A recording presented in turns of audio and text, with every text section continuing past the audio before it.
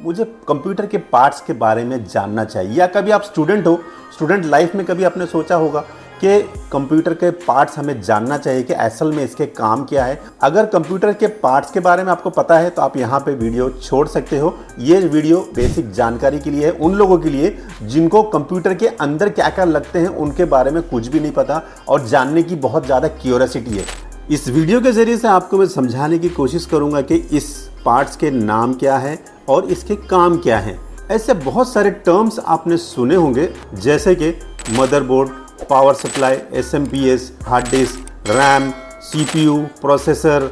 वैसे तो इस पार्ट्स को समझने के लिए कोर्सेज करने पड़ते हैं जहां पे आपको इसकी लंबी चौड़ी पढ़ाई कराई जाती है। छोटे मोटे प्रॉब्लम्स की भी जानकारी आपको होनी चाहिए ताकि छोटे मोटे प्रॉब्लम आप खुद ही सॉल्व कर पाओ। नहीं तो आप छोटे छोटे प्रॉब्लम्स के लिए इंजीनियर को बुलाओगे तो आप समझ सकते हो कि आपका कितना पैसा यही इंजीनियर के पीछे जा सकता है। आगे बढ़ने से पहले दोस्तों हम हमारी वेबसाइट के बारे में बताना चाहते हैं जहां पे हमने लाइव कोर्सेस लॉन्च कर दिए हैं। कोर्सेस हमने जो लाइव अभी किए हैं वो है MS ऑफिस है, ग्राफिक डिजाइनिंग है, एडोब प्रीमियर प्रो है, आफ्टर इफेक्ट्स है, एडवांस एक्सेल है, टैली प्राइम है। ऐसे बहुत सारे कोर्सेस हैं और कोर्स के दौरान जो भी टॉपिक से रिलेटेड डाउट होते हैं आप हमसे पूछ सकते हैं। तो इस तरह का लाइव सेशन होगा।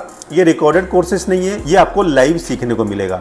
वेबसाइट का डिटेल आपको डिस्क्रिप्शन में मिलेगा और जो कोर्सेज के डिटेल है वो भी आपको वेबसाइट पे मिल जाएगा। चलिए अब चलते हैं हमारे ओरिजिनल टॉपिक की तरफ। एक टिपिकल डेस्कटॉप कंप्यूटर की मैं बात करूं तो इसमें 7 कंप्यूटर के पार्ट्स होते हैं जो इंपॉर्टेंट होते हैं। पार्ट्स तो ऐसे बहुत सारे होते हैं, कुछ एक्सटर्नल पार्ट्स होते हैं, कुछ इंटरनल पार्ट्स होते हैं। पहला होता है कैबिनेट, दूसरा होता है SMPS, तीसरा होता है मदरबोर्ड, चौथा होता है CPU, पांचवा होता है हार्ड डिस्क, छठा है रैम, सातवां होता है ग्राफिक्स कार्ड। ये जो 7 पार्ट्स हैं कंप्यूटर के, ऐसे समझो कि ये कंप्यूटर के मेन पार्ट्स हैं। इस 7 पार्ट्स को मैं कैटेगराइज कर लेता हूं ताकि आपको समझने में इजी हो। पहले मैं इसको 2 कैटेगरी में डिवाइड करूंगा।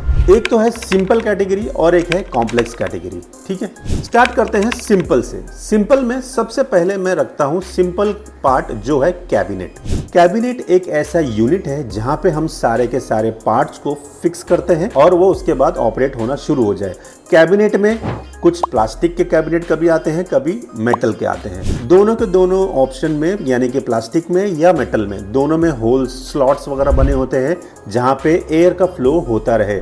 एयर का फ्लो होने का कारण ये है कि इसमें एयर सर्कुलेशन होता रहे और पार्ट्स ठंडे होते रहे, क्योंकि जब भी कंप्यूटर चलता है तो उसके पार्ट्स गर्म होना शुरू हो जाते हैं और उसे ठंडा करने के लिए एयर का सर्कुलेशन होना बहुत जरूरी है। और दूसरा इंपॉर्टेंस इस कैबिनेट का ये होता है कि पार्ट्स को सेफ करके रखने के लिए हमें कोई इंक्लोजर चाहिए। लैपटॉप में भी आपको साइड में देखोगे तो होल्स वगैरह बने होंगे, स्लॉट्स वगैरह होंगे जिसके थ्रू एयर सर्कुलेशन होगा और एयर सर्कुलेशन होने से अंदर के जो पार्ट्स होते हैं ठंडा होना शुरू हो जाते हैं। अब लैपटॉप चूंकि थोड़ा कॉम्पैक्ट होता है जिसमें जगह थोड़ी कम होती है तो उसमें आपको अलग से एक चैम्बर बनाया जाता है जहां पे एयर सर्कुलेशन को स्पेशली पास कराने के लिए यूज किया जाता है। तो एक चैम्बर यानी कि एक थोड़ा सा केस टाइप होता है जो CPU के ऊपर लग के बाहर की तरफ निकला हुआ होता है, तो जिसकी वजह से एयर का सर्कुलेशन होने लगता है। अब नेक्स्ट जो हमारा इंपॉर्टेंट पार्ट्स आता है वो आता है SMPS। SMPS क्या है? एक्चुअली SMPS का फुल फॉर्म होता है switch mode power supply. SMPS का काम क्या है? SMPS का काम ये है कि आप SMPS के जरिए से जितने भी कंप्यूटर में पार्ट्स लगे हुए हैं सबको पावर पहुंचाने का काम करता है। तीसरा जो कंपोनेंट आता है हमारा वो आता है मदरबोर्ड। मदरबोर्ड एक फ्लैट सर्किट बोर्ड होता है जिसमें छोटे छोटे बहुत सारे कंपोनेंट होते हैं लगे हुए, जो कंपोनेंट ट्रैक्स यानी कि सर्किट ट्रैक्स के थ्रू जुड़े हुए होते हैं। तो मदरबोर्ड के ऊपर आपको ट्रैक्स के अलावा, सर्किट कंपोनेंट्स के अलावा आपको कुछ स्लॉट्स भी दिखाई देंगे, यानी कि जैसे रैम के स्लॉट होंगे रैम लगाने के लिए, कार्ड के स्लॉट होंगे कार्ड लगाने के लिए। तो बेसिकली देखा जाए तो एक ऐसा बोर्ड जहां पे मल्टीपल चीज़ें आप फिक्स कर सकते हो। प्रोसेसर के लिए अलग से स्लॉट होगा, उसको फिक्स करने के लिए ऑप्शन मिलेगा आपको, जहां पे आप मल्टीपल चीज़ें कनेक्ट करने के लिए यूज़ होता है। बहुत सारे वायर कनेक्टर्स जुड़ते हैं वहाँ पे, पावर कनेक्टर मेन जो होता है वहाँ पे जुड़ता है, यानी कि बहुत सारी चीज़ों को इसमें कनेक्शन करने का ऑप्शन होता है जिसके थ्रू सिग्नल, पावर, अलग अलग चीज़ें ट्रैवल करती हैं। ऐसे देखा जाए तो ये बहुत एक्सपेंसिव नहीं होता है लेकिन बहुत इंपॉर्टेंट ज़रूर है। जिस तरह से माँ हमारी सबको साथ में लेके चलती है उसी तरह से मदरबोर्ड के अंदर भी जितने भी कंपोनेंट्स कनेक्ट होते हैं सबको साथ में लेके चलने का काम करता है। मतलब एक सिंपल आसान भाषा में समझाने की कोशिश कर रहा हूँ। माँ जैसे हमारे सबको लेके चलती है एक साथ सबको, उसी तरह से समझ लो कि मदरबोर्ड भी एक ऐसा बोर्ड है जहाँ पे सारे के सारे लोग कनेक्ट होते हैं और वो मदरबोर्ड सबको साथ में लेके चलता है। तो माँ का एग्जाम्पल मैंने इसीलिए दिया समझाने के लिए कि आपको अच्छे से समझ में आए।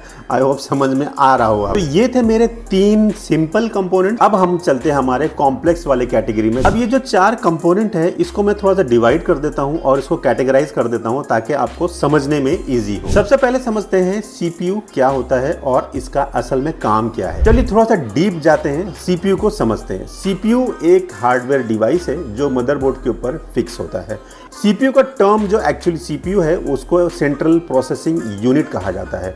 कोई लोग इसे प्रोसेसर कहते हैं। प्रोसेसर लोग इसलिए कहते हैं कि इसका काम प्रोसेस करना है। सिंपल भाषा यूज करते हैं कि प्रोसेसर आपको जब भी सुनने को मिले तो समझ जाना है कि ये सेंट्रल प्रोसेसर यूनिट की बात हो रही है, क्योंकि बहुत इंपॉर्टेंट काम करता है, बहुत इंपॉर्टेंट कंपोनेंट है ये। ऐसे काम तो सभी पार्ट्स करते हैं लेकिन जो सबसे इंपॉर्टेंट काम करता है कंप्यूटर के अंदर वो है प्रोसेसर का काम, यानी कि CPU का काम। प्रोसेसर ऐसे आपको बहुत से सुनने को मिलेंगे जैसे कि i3, i5, i7, i9। तो इसमें बहुत से टाइप का आपको प्रोसेसर मिलेंगे। अब सिंपल भाषा ये समझो कि जैसे जैसे नंबर बढ़ रहा है समझ जाओ कि आपकी कंप्यूटर की स्पीड बढ़ेगी जितना आप बड़ा वाला नंबर लोगे। जितना आप छोटा नंबर लोगे जो आपकी जो स्पीड होगी वो कम होगी। अब इसके साथ साथ CPU के नंबर के साथ साथ एक और नंबर चलता है जनरेशन का। जैसे कि कोई जनरेशन बोलेगा 3rd जनरेशन है, कोई बोलेगा 4th generation, 6th generation, 8th generation, अब 12-13 जनरेशन भी आ गए। तो जनरेशन जैसे जैसे आप बढ़ता है तो समझ जाओ कि नई नई टेक्नोलॉजी उसमें ऐड होके नया जनरेशन बन रहा है। पुरानी जनरेशन वाला आप अगर प्रोसेसर लोगे तो उतना अच्छा परफॉर्मेंस नहीं देगा जितना कि नया वाला प्रोसेसर, जो नया जनरेशन का प्रोसेसर जो परफॉर्मेंस देगा। तो इसीलिए जब भी आप परचेज करने जाओगे प्रोसेसर को, 2 चीज़ें इंपॉर्टेंट इसमें याद रखनी है। एक तो प्रोसेसर का जो i3, i5, i7, 9 इस तरह का जो नंबर्स होते हैं उसको आप जितना ज़्यादा लोगे तो वो अच्छा है, और जनरेशन में भी जितना आप आगे का लोगे यानी कि जितनी अच्छी टेक्नोलॉजी वाली उसकी जनरेशन होगी वो उतना अच्छा परफॉर्मेंस देगा, मल्टीटास्किंग उतनी अच्छे से कर पाएगा। और साथ में ये भी याद रखो कि आपका पैसा भी बढ़ेगा जैसे जैसे आप प्रोसेसर हायर वाला लोगे। अब नेक्स्ट आता है हमारा रैम का जो फुल फॉर्म है वो है रैंडम एक्सेस मेमोरी। ये एक तरह का मेमोरी है लेकिन इसमें स्टोर करने की कैपेसिटी नहीं है। ये काम लेगा, काम करेगा और काम करके दे देगा। सिंपल काम ऐसे समझो आप। तो ये क्या हुआ, एक काम करने वाला एक एम्प्लॉय मिल गया हमें जो काम करता है, काम करके हमें वापस देता है। इसका मतलब क्या हुआ, तो उसने कुछ स्टोर नहीं किया, उसने काम लिया, काम किया, काम करके वापस दे दिया। सिंपल एकदम। लोग बहुत कंफ्यूज होते हैं कि रैम ले लिया बड़ा वाला था, आपका बड़ा कैपेसिटी बन गया। ऐसा नहीं, रैम का काम अलग है और स्टोरेज का काम अलग है। अब इसको ऐसे समझो, मान लो आप कोई काम कर रहे हो और आपने कंप्यूटर को दिया कोई डॉक्यूमेंट काम ओपन करने के लिए, तो क्या होगा, तो वो कंप्यूटर डॉक्यूमेंट ओपन तो करेगा। वो ओपन करेगा कहाँ से, हार्ड डिस्क से ओपन करके लाके मेमोरी में लाके बिठा देगा। अगर उसी वक्त अगर आपकी लाइट चली गई और या तो कंप्यूटर को आपने बंद कर दिया तो समझ लेना कि जो जितना भी आपने काम किया है वो सब का सब चला जाएगा। आपको वो काम फिर से करना पड़ेगा। यहाँ पे लोग कंफ्यूज हो जाते हैं कि मैं मेरे कंप्यूटर के लिए कितना रैम लूँ, मेरे कंप्यूटर को कितना रैम की ज़रूरत है। अब यहाँ पे कुछ गाइड बता देता हूँ, जनरल एक जो यूज़ होता है, आपको हेल्प होगा जब भी आपको ख़रीदने की ज़रूरत पड़ेगी तो कितना रैम लेना चाहिए। अब मान लो आपका काम कम है, कम का मतलब कुछ डेफिनेशन होनी चाहिए। जैसे कम का मतलब ये है कि मान लो आप इंटरनेट ब्राउजिंग करते हो, वीडियो देखते हो, यूट्यूब पे वीडियो देखते हो, ऑडियो सुनते हो, वर्ड चलाते हो, एक्सेल चलाते हो, पावर पॉइंट चलाते हो, कुछ डॉक्यूमेंट में एडिटिंग करते हो, कुछ एक्सेल का काम करते हो, कुछ प्रेजेंटेशन बनाते हो। इस तरह के छोटे मोटे काम अगर बेसिक काम करते हो आप, तो आपको मेरे हिसाब से कम 8 GB लोगे तो ठीक ठाक चलेगा। उससे कम लोगे तो आपको स्लो का फील आएगा कि स्लो हो रहा है कंप्यूटर। ठीक है ना, ये हो गया एक बेसिक काम। बेसिक काम में 8 GB तक चल जाएगा। अब इसके ऊपर आता है मॉडरेट काम। मॉडरेट का मतलब एक मिड लेवल काम। मिड लेवल में क्या हुआ, कभी आप थोड़ा डॉक्यूमेंट में काम कर लिया, कभी एक्सेल में काम कर लिया, कभी प्रेजेंटेशन बना लिया, कभी वीडियो एडिटिंग छोटा मोटा कर लिया, कभी छोटा मोटा गेम खेल लिया, कभी कुछ ब्राउजिंग कर लिया, यूट्यूब पे वीडियो देख लिया, यूट्यूब के लिए वीडियो बना दिया। कुछ भी ऐसे मिड लेवल का जो काम होता है आप इस वाले मिड लेवल वाले कैटेगरी में आप कर सकते हो। तो लेकिन इसमें रैम कितना लगेगा, इसमें आपको कम से कम आपको 16 GB रखना चाहिए। इससे ज़्यादा लोगे तो अच्छा है। एक होता है अब अपना थर्ड लेवल यानी कि फर्स्ट और सेकंड लेवल से ऊपर वाला लेवल। काफ़ी हाई लेवल की वीडियो एडिटिंग करते हो, यानी कि प्रोफेशनल वीडियो एडिटिंग करते हो, अपना करियर गेम में बनाना चाहते हो, काफ़ी गेमिंग इंटेंसिव गेमिंग करते हो आप, इस तरह का अगर आपका हैवी काम है अगर, तो आपको कम से कम 32 GB आपके कंप्यूटर में या लैपटॉप में होना चाहिए। एक जनरल कैटेगराइज आपको इजी समझने के लिए मैंने आपको ये बताया कि ये इतना कम से कम रखना होना चाहिए, अगर बहुत ज़्यादा टेक्निकल नहीं हो। अगर बहुत स्पेसिफिक होना है आपको एकदम, तो आपको जो भी एप्लीकेशन या सॉफ्टवेयर या प्रोग्राम आप यूज़ करते हो उसकी स्पेसिफिकेशन अच्छे से देखो, उसकी रिक्वायरमेंट अच्छे से देखो, ताकि आपको प्रोसेसर का सही रिक्वायरमेंट मिले और रैम का सही रिक्वायरमेंट मिले। और स्टोरेज तो देखना ही चाहिए कि आपका प्रोग्राम जो है या आपका सॉफ्टवेयर जो है स्टोरेज की कितनी डिमांड करता है। तो ये सारे चीज़ों को कंसीडर करने के बाद आप ये रैम, स्टोरेज, प्रोसेसर ये सब फाइनल करो। अब चलते हैं हमारे चौथे पार्ट की तरफ, जो कॉम्प्लेक्स कैटेगरी में चौथा कंपोनेंट है, जिसका नाम है ग्राफिक्स कार्ड। अब ग्राफिक्स कार्ड का काम क्या है पहले ये समझो। देखो, ग्राफिक्स कार्ड का हर कंप्यूटर में होना ज़रूरी है, सबसे पहले ये समझ लो। अब हर कंप्यूटर में होगा, क्यों होना चाहिए? क्योंकि जब तक ग्राफिक कार्ड नहीं होगा तो मॉनिटर पे डिस्प्ले ही नहीं आएगा, सबसे पहली बात। दूसरी बात, डिवीजन होता है कि काम आप किस तरह का कराना चाहते हो कंप्यूटर में, वीविंग से रिलेटेड यानी कि ग्राफिक्स से रिलेटेड। अगर आपका काम बहुत ज़्यादा ग्राफिक्स से रिलेटेड है, यानी कि बहुत ज़्यादा हैवी गेम खेलते हो, बहुत हाई रेजोल्यूशन वाला गेम खेलते हो, हाई रेजोल्यूशन वाली वीडियो देखते हो, हाई रेजोल्यूशन वाला कुछ ग्राफिक्स डिज़ाइनिंग का काम करते हो, तो आपको हमेशा याद रखना है कि ग्राफिक कार्ड आपको थोड़ा अच्छा लेना पड़ेगा।